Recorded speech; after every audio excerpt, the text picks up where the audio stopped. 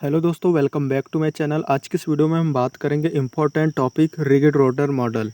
क्योंकि अक्सर जो है पेपर में ये 5 अंक का पूछा जाता है, तो आपके 5 अंक कहीं नहीं जाएंगे। वीडियो को आपको अंत तक देखना है। फुल डिटेल से यहाँ पर बात करने वाले हैं। एनर्जी लेवल डायग्राम भी आपको बनाकर बताएंगे। साथ में जो है हिंदी अंग्रेजी मिक्स आपको समझाया है, जिससे आपको कोई दिक्कत नहीं जाएगी। और बता दें, ये एमएससी के साथ साथ जो है आपको जो है बीएससी वगैरह में भी देखने को मिल जाएगी। यहाँ तक कि 10th और 12th में भी आपको देखने को मिल सकता है। ठीक है, आप जिस भी क्लास पे वीडियो को आपको अंत तक देखना है। और हाँ, हमारे जो चैनल पे हैं एमएससी केमिस्ट्री के काफ़ी सारे छात्र हैं, तो हिंदी इंग्लिश मिक्स नोट्स तैयार कर ली गई है हमारे चैनल के द्वारा। अगर आपको लेना है तो फर्स्ट और सेकेंड सेमेस्टर के आप नोट्स ले सकते हैं। ठीक है, फर्स्ट और सेकेंड सेमेस्टर के नोट्स तैयार कर लिए गए हैं। आप कांटेक्ट कीजिए, आपको नोट्स वगैरह मिल जाएंगे। डिस्क्रिप्शन में कांटेक्ट नंबर दे दूंगा। ठीक है, उस पर आप कांटेक्ट कर सकते हैं। तो डिस्क्रिप्शन एक बार ज़रूर चेक कर लीजिएगा। और चैनल पहली बार आए तो प्लीज़ सब्सक्राइब भी कर लीजिएगा। आप देख रहे हैं कि मैं एमएससी केमिस्ट्री फर्स्ट सेमेस्टर के डेली वीडियो अपलोड कर रहा हूँ। सेकंड सेमेस्टर की वीडियो आती है। ठीक है, और नोट्स के साथ मैं आपको बता दूँ, नोट्स अगर आप लेते हैं तो आपको जो है फ्री में 2 साल के पेपर मिलेंगे सभी सब्जेक्ट के। और उसके साथ में जो है इम्पोर्टेंट क्वेश्चन आपको मिलेंगे, जिससे उसके अलावा आपको कुछ पढ़ने की ज़रूरत नहीं है। एमएसटी आप क्वालिफाई कर जाओगे। ठीक है, मैं इम्पोर्टेंट क्वेश्चन भी आपके लिए बनाया हूँ। ठीक है, जो नोट्स लेता है उसको जो है ये सब चीज़ दिए जाएंगे बहुत ही कम कीमत पर। तो एक बार ज़रूर डिस्क्रिप्शन में कॉन्टैक्ट नंबर है, कॉन्टैक्ट कीजिएगा। ठीक है, तो चलिए भाई वीडियो स्टार्ट हम करते हैं। टाइम काफ़ी हो गया है। तो चलिए अब आ गए हम रिजिड रोटर मॉडल।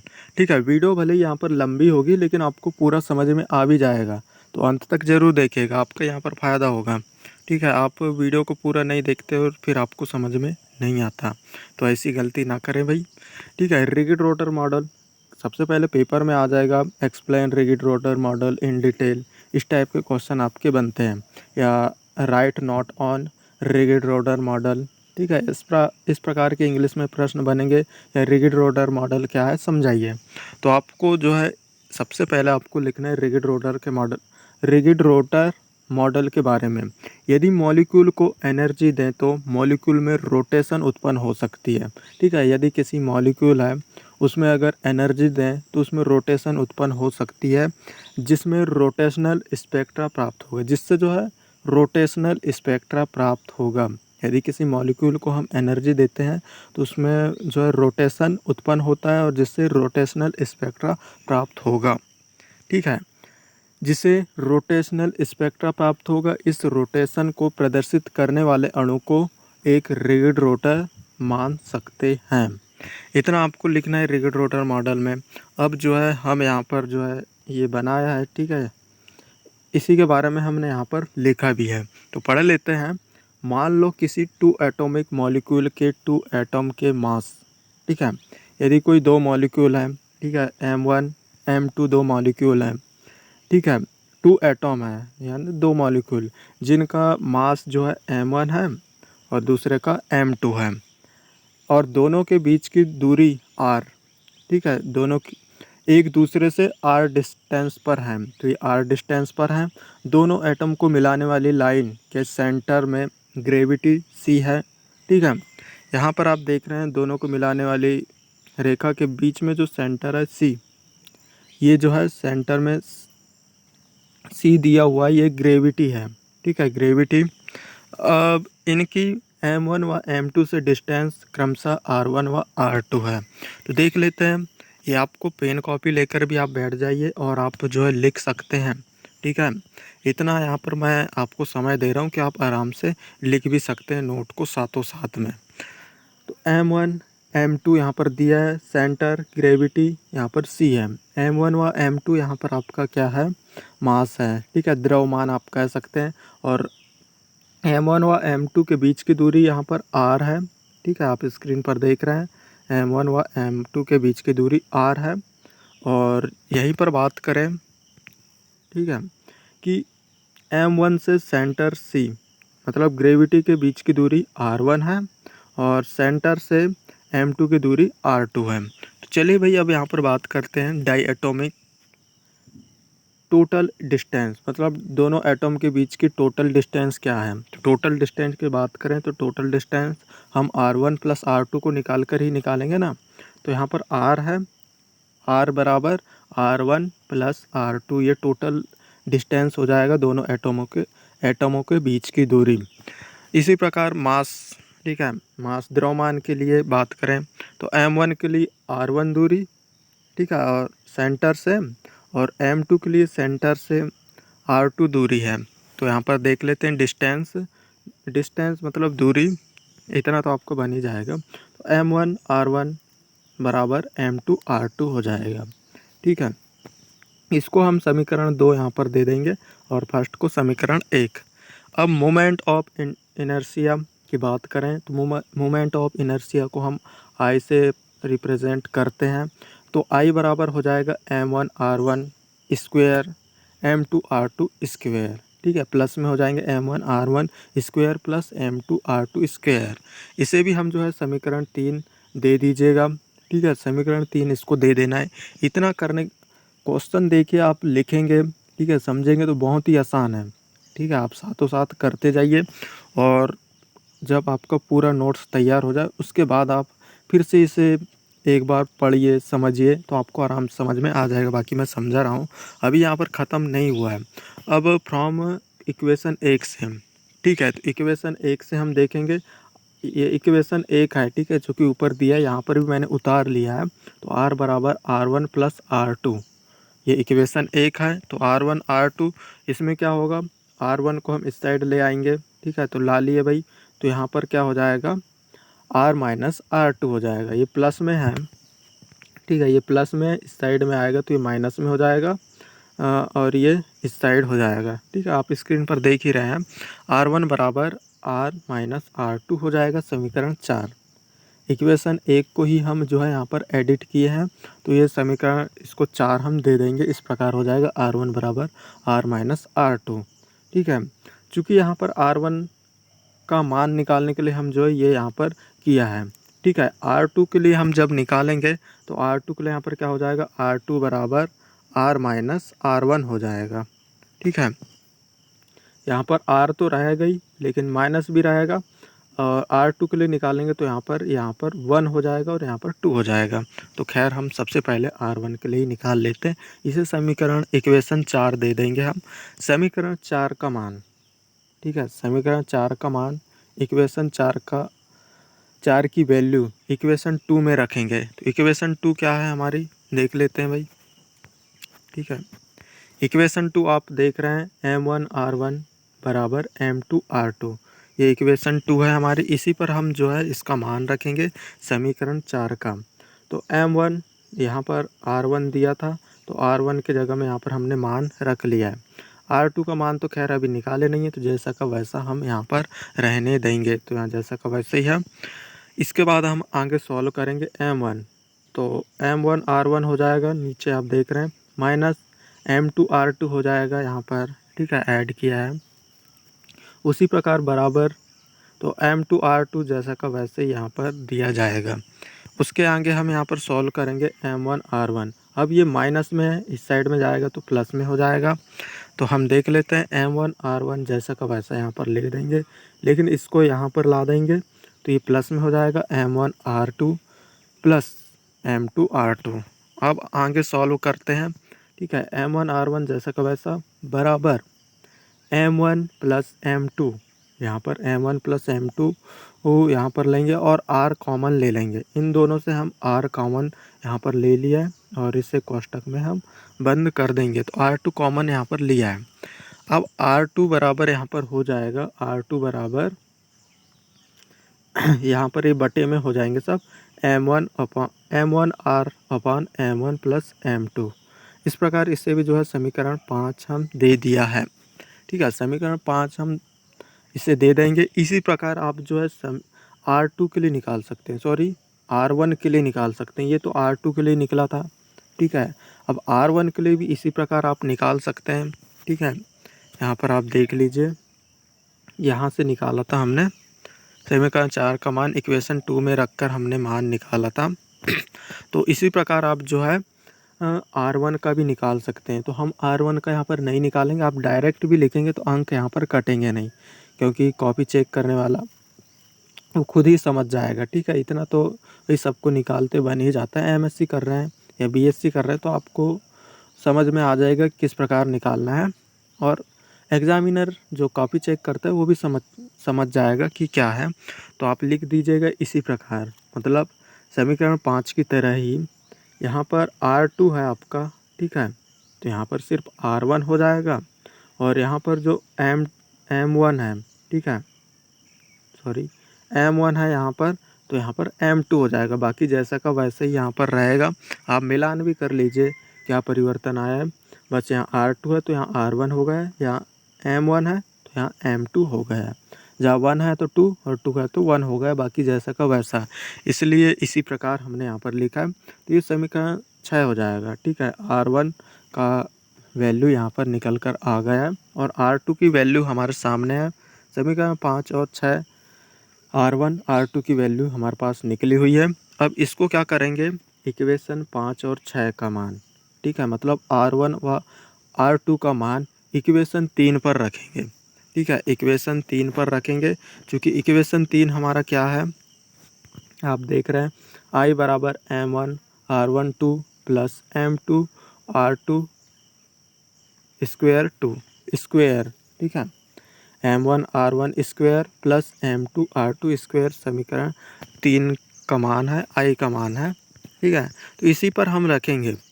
तो I बराबर, ठीक है, M1 जैसा का वैसा रहेगा, लेकिन यहाँ पर बात करें M1 R1, ठीक है, M1 R1 था तो R1 की वैल्यू यहाँ पर हमने रख दिया है, ये वाली वैल्यू रख दिया है। ठीक है, समीकरण 6 की वैल्यू।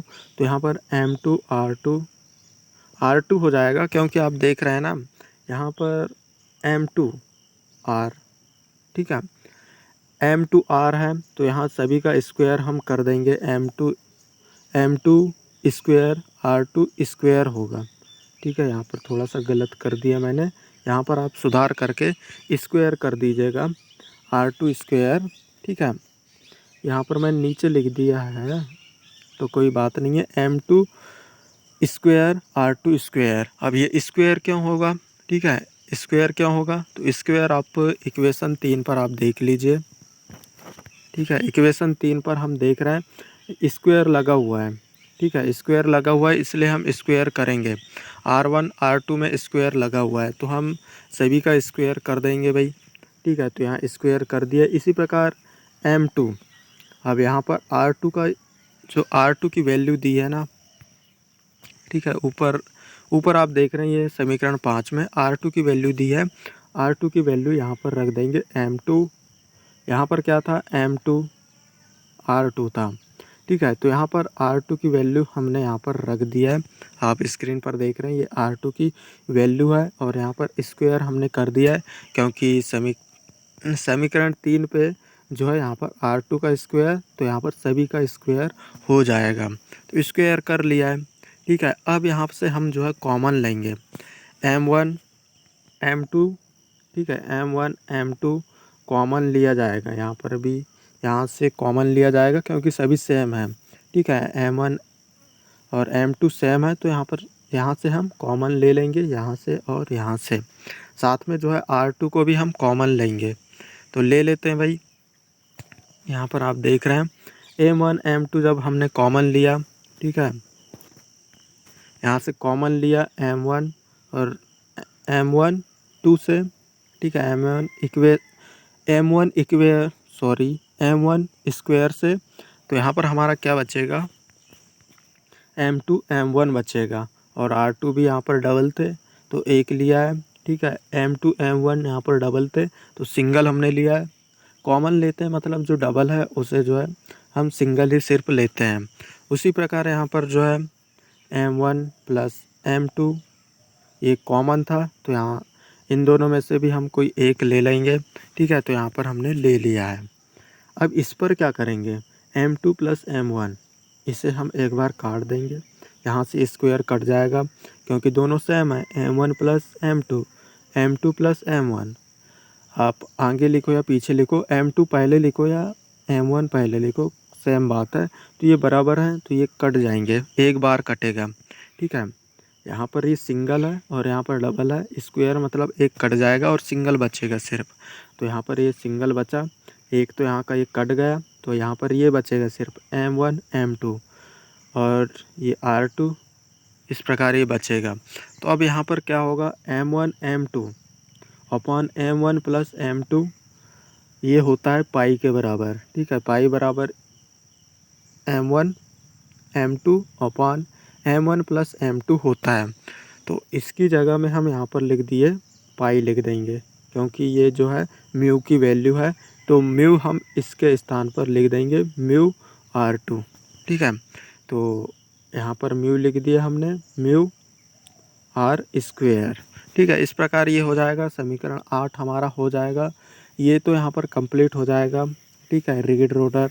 अब चलिए भाई यहाँ पर आगे और है, ठीक है। ये तो खैर आई बराबर एम आर स्क्वेयर का ही यहाँ पर मान निकला है, मतलब आई का मान निकला है, ठीक है। जो यहाँ पर म्यू की बात करें तो ये रिड्यूस मास है, ठीक है। ये रिड्यूस मास यहाँ पर निकल कर आया है, इसे समीकरण 8 हम दे देंगे। अब रोटेशनल एनर्जी के लिए यहाँ पर बात करेंगे। रोटेशनल एनर्जी के लिए एंगुलर मोमेंटम एल बराबर आई ओमेगा, इसे भी जो है हम समीकरण 9 हम यहाँ पर दे देंगे। एल बराबर यहाँ पर अब बात करें, चूँकि एंगुलर मोमेंटम यहाँ पर क्वांटाइज है, तो एल का मान यहाँ पर क्या हो जाएगा, एल बराबर यहाँ पर करने लिया है जे कोष्टक में J+1 h/2 पाई, इसे भी जो है समीकरण 10 हम दे दिया है। समीकरण 10 दे देंगे। इसके बाद एनर्जी ऑफ डायएटॉमिक मॉलिक्यूल इज़, ठीक है। एनर्जी दोनों एटम के लिए तो क्या हो जाएगा, ठीक है, एनर्जी ऑफ डायएटॉमिक मॉलिक्यूल के लिए तो EJ हो जाएगा, EJ बराबर 1/2 आई ओमेगा स्क्वायर हो जाएगा, ठीक है। एनर्जी ऑफ डायएटॉमिक मॉलिक्यूल के लिए EJ बराबर 1/2 आई ओमेगा स्क्वायर, ठीक है। और आपको पता है जैसे कि इसे हम आगे सॉल्व करेंगे, ठीक है। तो 1/2 आई ओमेगा स्क्वायर I/I, ठीक है, I/I करेंगे तो इसके ये जैसा का वैसे ही आ जाएगा। तो हम सॉल्व करने के लिए इस प्रकार हमने यहाँ पर लिया है। तो ये क्या हो जाएगा, बराबर में हो जाएगा, क्योंकि यहाँ पर ओमेगा स्क्वायर है, तब ये I और I यहाँ पर प्लस होंगे तो 2I हो जाएंगे। तो हम दोनों का होल ले लेंगे, स्क्वायर ले लेंगे, I ओमेगा स्क्वायर ले लेंगे, ठीक है। और ये यहाँ पर ये कनेक्ट होके 2I यहाँ पर बन जाएंगे, ठीक है। आप जो है कॉपी में नोट करते जाइए और सॉल्व करेंगे तो आसानी से बन जाएगा। तो ये 2I हो जाएगा। और जैसे कि हमको पता है कि L बराबर होता है I ओमेगा, तो यहाँ पर आप देख रहे हैं आई ओमेगा है, भले ही स्क्वायर लगा है तो यहाँ पर एल का स्क्वायर यहाँ पर ये हो जाएगा, ठीक है, क्योंकि एल की वैल्यू होती है आई ओमेगा। तो यहाँ पर हम इनपुट यहाँ पर जो है उतार लेंगे आई ओमेगा, ठीक, सॉरी एल ओमेगा के, एक मिनट कंफ्यूज यहाँ पर मैं ही हो रहा हूँ। आई ओमेगा है तो आई ओमेगा का आपको पता है कि यहाँ पर आई ओमेगा बराबर होता है एल होता है, तो यहाँ पर एल ही लिख देंगे। चूँकि स्क्वायर यहाँ पर लगा हुआ है तो हम यहाँ पर भी स्क्वायर लगा देंगे, ठीक है। ये चूँकि यहाँ नीचे लगा है, ऊपर आप लगा दीजिएगा, एल स्क्वायर हो जाएगा। और ये 2I का 2I जैसा का वैसा है। तो EJ बराबर एल स्क्वायर अपॉन 2I हो जाएगा, ठीक है। अब 2I होएगा तो इसका आगे हम सॉल्व करेंगे। EJ बराबर L2, ठीक है। अब L की वैल्यू हम यहाँ पर रख देंगे, ठीक है। L की वैल्यू मतलब आगे जो ऊपर हमको दिया हुआ था, इक्वेशन 10 में दिया था L की वैल्यू, इस वैल्यू को हम यहाँ पर रख देंगे, ठीक है। यहाँ पर रखेंगे L2/2 2I पर रख देंगे L2 की वैल्यू, ठीक है। चूँकि L की वैल्यू रखेंगे, स्क्वायर में दिया है तो हम इसे स्क्वायर कर देंगे वैल्यू को, ठीक है। तो आप यहाँ पर देख रहे हैं L की वैल्यू हमने रख दिया है और इसे हम स्क्वायर कर देंगे, क्योंकि इक्वेशन में यहाँ पर जो समीकरण दिया है यहाँ पर स्क्वायर है, तो हम जो है सारे को स्क्वायर हम कर देंगे कोष्टक में लेकर, तो स्क्वायर कर दिया गुणा 1/2i कर देंगे, ठीक है।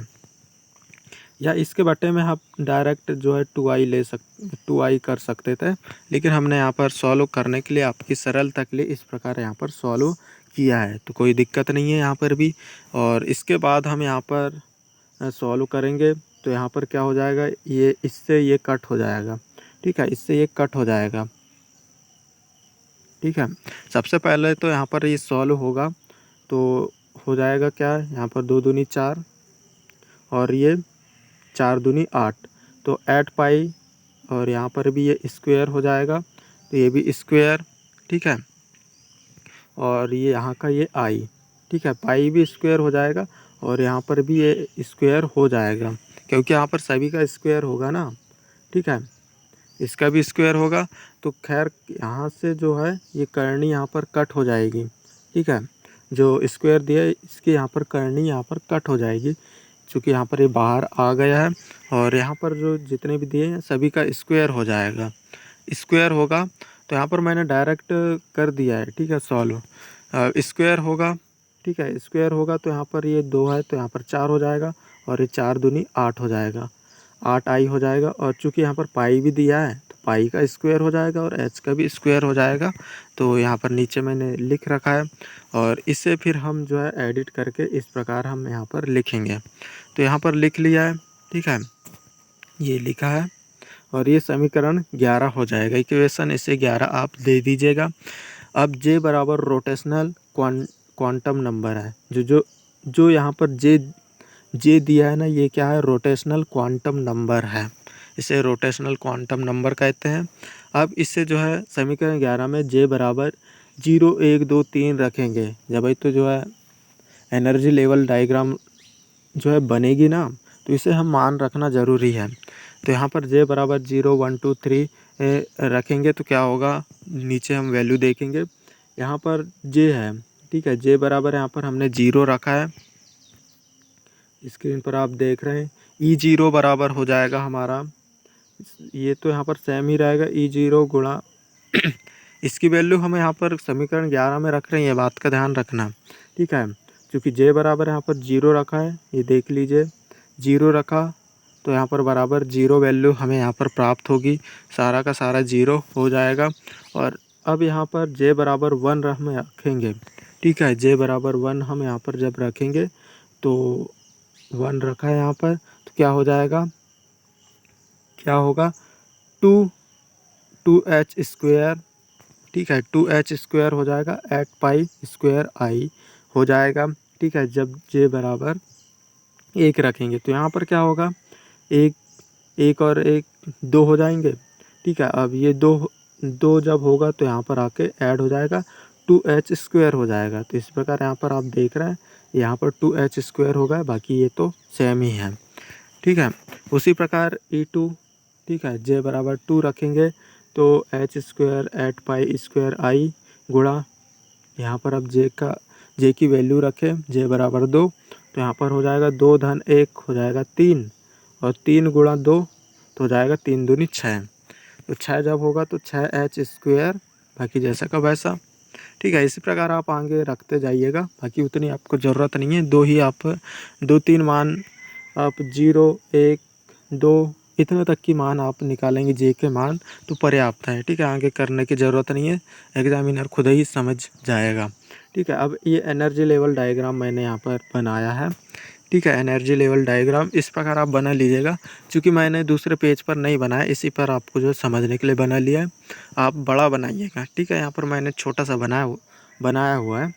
तो ये एनर्जी लेवल डायग्राम है, ठीक है, ये ऊपर एनर्जी जा रहा है, यहाँ से इस प्रकार है इसका चित्र, ठीक है। अब यहाँ पर जो है वैल्यू रखे हमने जे की वैल्यू, ये जे की वैल्यू यहाँ पर 0 1 2 3 4 आगे आप ले जा सकते हैं जितना चाहे, तो आप नहीं ले जाइएगा, यहाँ से 3 4 तक की आप ले जाएंगे तो सीमित है, ठीक है।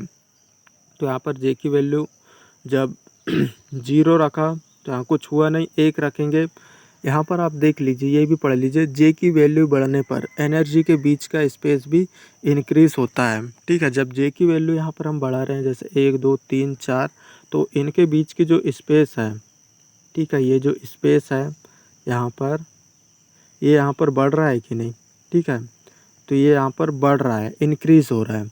ठीक है, और इसकी मान भी यहाँ पर बढ़ रही है, जैसे 2h² था, यहाँ पर 6h² हो गया, 12² 20h² हो गया।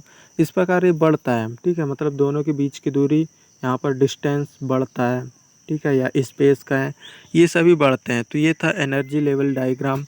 ठीक है, इस प्रकार अगर आप शुरू से वीडियो देखे होगे तो मैं गारंटी दे रहा हूँ आपको समझ में आ ही गया होगा। और वीडियो आपने स्किप किया होगा तो आपको कुछ समझ में नहीं आया होगा। वीडियो को आप अंत तक देखेंगे तभी आपको समझ में आएगा। एक बार में आपको समझ में नहीं आएगा, दूसरी बार आप समझिए, ज़्यादा है तो आप साथों साथ लिखते जाइए, आपको क्लियरली समझ में आ जाएगा। और हिंदी इंग्लिश मिक्स एमएससी की नोट्स चाहिए तो 9770234998, ठीक है, 9770234998 पे कांटेक्ट कर लीजिएगा। डिस्क्रिप्शन में मैं कांटेक्ट नंबर दे दूंगा, उस पर आप मैसेज करके जो है नोट्स वगैरह ले सकते हैं। ठीक है, MSc first semester second semester की Hindi English mix, organic inorganic physical spectroscopy, सभी के साथ में 2 साल के पेपर आपको फ्री में दिए जाएंगे। सभी पेपर के साथ में, चाहे फर्स्ट सेमेस्टर का लो सेकंड सेमेस्टर के लो, और इम्पोर्टेंट क्वेश्चन भी आपको फ्री में दिए जाएंगे। ठीक है, सभी पेपरों के साथ में, काफ़ी अच्छी बात है और बहुत ही कम कीमत पर आपको नोट्स मिल जाएगा।